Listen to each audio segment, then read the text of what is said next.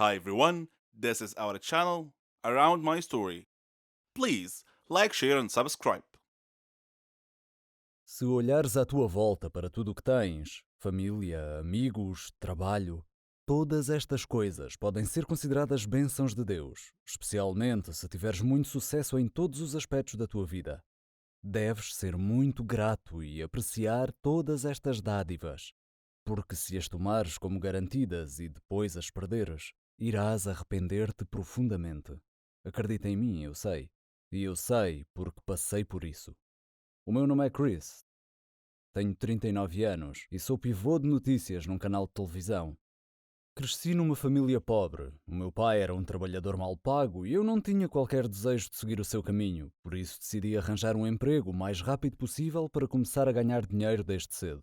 Primeiro trabalhei como encarregado de vendas numa fábrica de alimentos processados. Depois disso, trabalhei em muitos empregos diferentes e ganhava dinheiro para sustentar a minha família e os meus estudos. Tive boas notas na Universidade da Faculdade de Comunicação, pelo que tinha uma oportunidade de conseguir o meu emprego de sonho de pivô de notícias.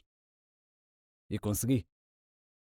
No meu primeiro trabalho como pivô para um canal de televisão local, era minha função preparar os programas. Ser apresentador de notícias era o meu sonho desde sempre. Eu era jovem e queria ser famoso e conhecido como uma celebridade da televisão. Não foi tão fácil como eu pensei que seria, mas finalmente consegui realizar o meu sonho de me tornar um apresentador de notícias famoso. Consegui mudar-me com a minha família para uma casa maior. Casei com a rapariga que amava e com quem tive 2 filhos. A minha vida estava a decorrer sem problemas, de acordo com os meus planos de vida. Mas o destino não gosta de finais felizes, ao que parece, e a minha vida tomou um rumo obscuro.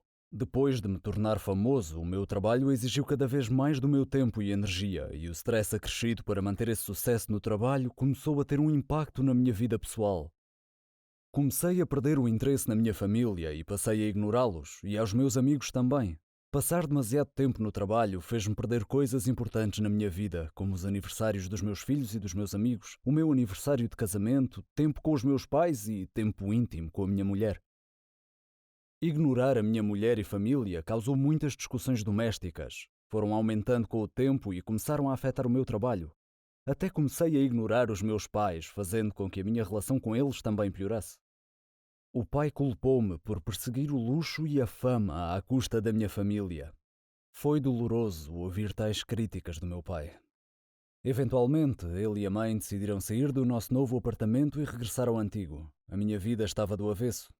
Fiquei tão estressado e irritado que o atrito com a minha mulher e os meus filhos fez com que ela ameaçasse deixar-me e levar os miúdos com ela. Chegámos a discutir sobre isto e acabei por afastá-los. A fama tinha melhorado a minha vida até certo ponto, mas agora estava a destruir a minha vida. Desta forma, tinha 2 opções: continuar por este caminho e continuar a destruir a minha vida, ou aceitar que o destino me tinha chamado a atenção, que era preciso repensar a minha vida e mudar de rumo.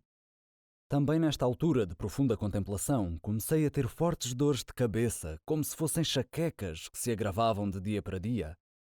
Um amigo meu recomendou-me que fosse a um médico, por isso segui o seu conselho. Fui a um médico que era bastante reconhecido e ele disse-me que eu tinha um tumor no meu cérebro. Ai de mim! Será que esta tendência descendente na minha vida alguma vez iria parar? Acho que não, porque depois ele continuou com mais notícias. Que eu tinha apenas 30 dias de vida. Eu não sabia o que fazer. Primeiro liguei para o meu pai. Eu sabia que ele estava chateado comigo, assim como os meus amigos, esposa e filhos. Parecia que podia estar condenado a morrer sozinho. Comecei a lembrar-me dos bons velhos tempos, quando a minha bela casa estava cheia de felicidade e os meus filhos a rir, a brincar e a gritar. Mas agora estava em silêncio e vazia. Tendo apenas 30 dias de vida, senti que era preciso corrigir a minha vida antes que fosse tarde demais. Por isso comecei a mexer-me. Tirei umas férias do trabalho e fui visitar a mãe e o pai. Depois de abraçar e falar com eles, os meus olhos encheram-se de lágrimas. A perceber-me do que tinha desistido em busca do sucesso, partiu-me o coração. Perguntaram pela minha saúde e eu escondi a minha situação e disse-lhes que estava bem. pedi desculpa pelo meu mau comportamento no passado e prometi-lhes que iria mudar para melhor. O pai perdoou-me porque não me queria ver tão triste e miserável. Por isso consegui reconciliar-me com ambos. A mãe perguntou-me pela minha mulher e filhos e, ao saber que eles me tinham deixado, disse que eu também precisava de me reconciliar com eles. Disse-lhe que o faria, que planeava remediar tudo. Assim, voltei à nossa antiga casa e estava a colocar flores à entrada quando a minha mulher abriu a porta e me viu. Pedi-lhe que me perdoasse e que voltasse para a nossa casa para viver comigo novamente. Prometi que fazê-los felizes seria o meu único propósito na vida a partir daquele momento.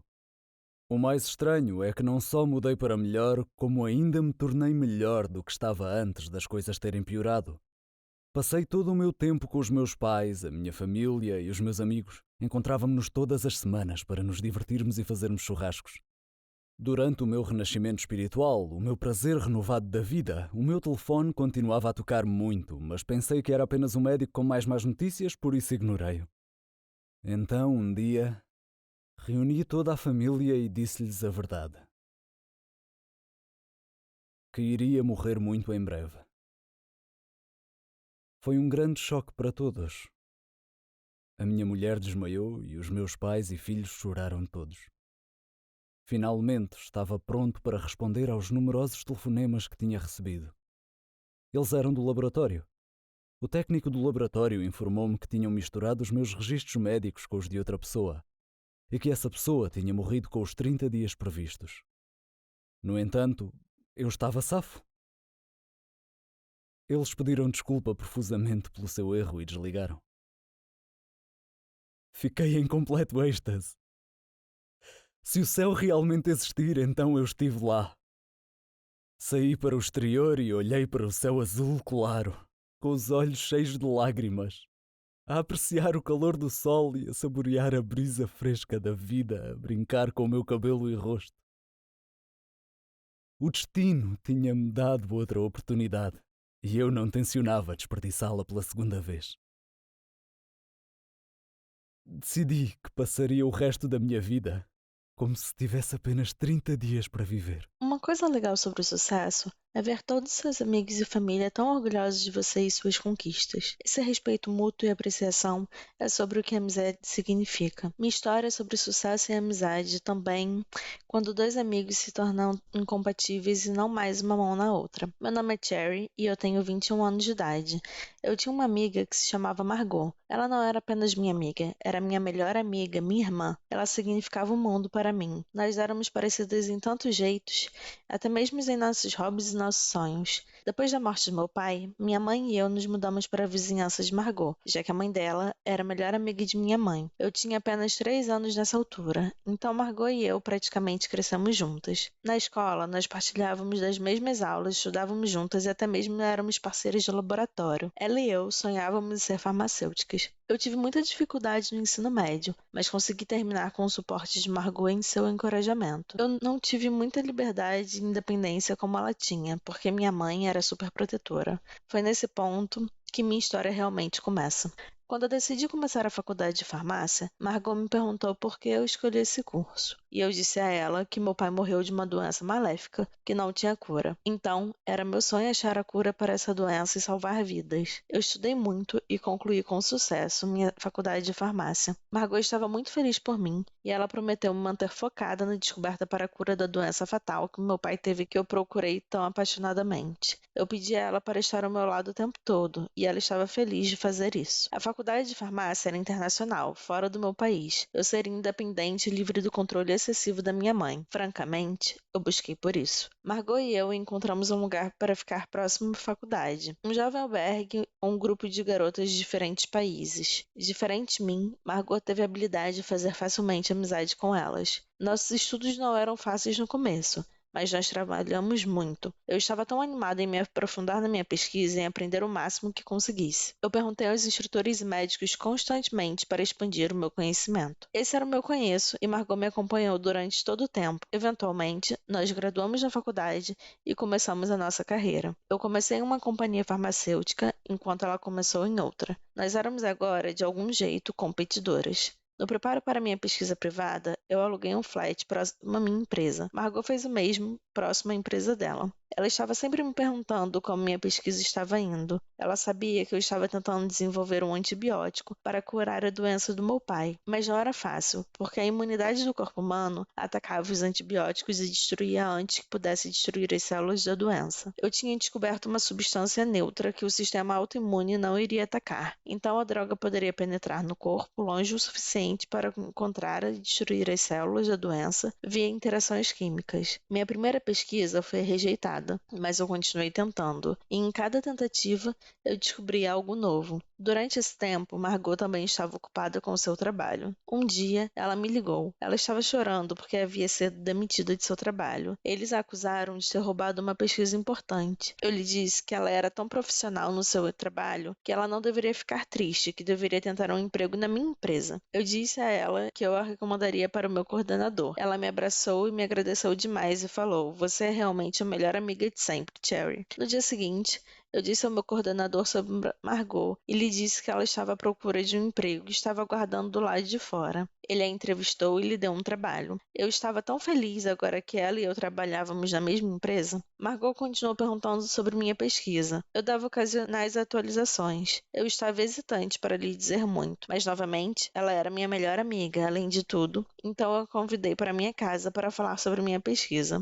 Margot não ficou tão feliz como eu achei que ela estaria em ouvir sobre o meu projeto, mas eu imaginei que fosse porque ela foi despedida recentemente. Minha pesquisa pessoal tomou meu tempo completamente. Era até mais importante que o meu trabalho. Um dia, quando apareci no trabalho, meu chefe falou que eles não precisavam mais de mim e eu estava livre para ir embora. Demitida. Eu estava chocada e perguntei por quê. Ele disse que eu estava gastando muito tempo em casa realizando a minha pesquisa e pouco tempo no trabalho. Disse que tinha enviado muitas cartas para minha casa dizendo que deveria voltar ao trabalho e eu não havia respondido a ele e que falhei para voltar ao trabalho. Ele disse que minha colega de casa, Margot, havia recebido as cartas no meu lugar e havia prometido entregá-las a mim. Eu estava em choque. Ele disse que ela nunca havia dito nada. Voltando a casa, eu confrontei Margot e perguntei por que ela não me entregou as cartas do meu chefe, como ela havia prometido a ele que faria. Ela agiu com justificativa e disse que ela havia recebido as cartas, mas andava tão ocupada que ela colocou elas de lado e esqueceu das cartas. Eu a perdoei, mas senti que ela não estava sendo completamente honesta comigo. Eu apaguei tudo isso e disse a ela que ser demitida iria deixar meu tempo todo livre, então eu poderia dedicar mais tempo na minha pesquisa. Dias depois, Margot me ligou e me chamou para celebrar com ela, e eu perguntei qual ocasião era. Ela disse que teve uma promoção e ficou com o meu lugar de trabalho, meu emprego anterior. Eu estava feliz por ela, mas ao mesmo tempo senti que havia algo errado com essas circunstâncias que parecia estar crescendo. O tempo passou e meu experimento finalmente encontrou sucesso. Eu havia sucedido em encontrar um remédio que destruíra as células da doença. Eu estava na Lua. Meu pai estaria tão orgulhoso de mim. Eu liguei para Margot e disse sobre a minha descoberta. Ela disse: "Oh, Cherry, você conseguiu, você descobriu a cura." Eu lhe disse que planejava apresentar minha descoberta para outra companhia farmacêutica em breve, uma melhor que a minha empresa anterior, que havia me demitido. Ela agiu feliz por mim, mas havia ficado um estranho olhar em seu rosto. Eu me senti com sono e disse boa noite. Ela disse que ficaria mais um pouco, então eu apenas fui dormir. Quando acordei na manhã seguinte, eu encontrei minha área de pesquisa em uma confusão e meus dados de pesquisa haviam desaparecido. Eu acordei Margot e disse a ela que alguém havia roubado minha pesquisa na noite anterior. Ela disse: "Isso não é possível. Quem mais sabia da sua pesquisa além de você e eu?" Eu disse: "Talvez fosse meu gerente anterior. E talvez ele tinha, de algum jeito, adivinhado que eu tinha feito um avanço. Não sei." Eu chamei a polícia e reportei a entrada do roubo dos dados da minha pesquisa, mas eles não puderam achar qualquer evidência sobre quem poderia ser o culpado. Eu voltei para o país desapontada e abatida. Consegui um novo trabalho em uma empresa próxima à minha casa. Muitos meses haviam se passado. Eu não tinha mais contato com Margot. Nós acabamos perdendo contato em algum lugar com o tempo. Então, um dia, minha mãe estava assistindo TV, quando ela de repente viu um programa que ia discutir uma nova droga para o tratamento da maléfica doença que meu pai teve. Eles iam entrevistar o responsável por essa cura milagrosa. Sentei-me encantada. Eu tinha que assistir. Quando o entrevistador apresentou o convidado, era Margot, eu não podia acreditar em meus olhos. Foi ela. Ela roubou a minha pesquisa. Minha tão chamada melhor amiga me traiu. E eu tinha tratado ela como minha irmã. Isso me destruiu profundamente. Eu tomei ações legais contra ela e consegui minha pesquisa de volta e recebi os créditos por encontrar a cura. Então, isso tudo estava ok. Mas a coisa que nunca poderia ser consertada, que não a cura, era a relação entre nós duas. Ela havia me golpeado pelas costas e destruído minha fé na humanidade. E eu não penso que eu possa achar a cura para isso.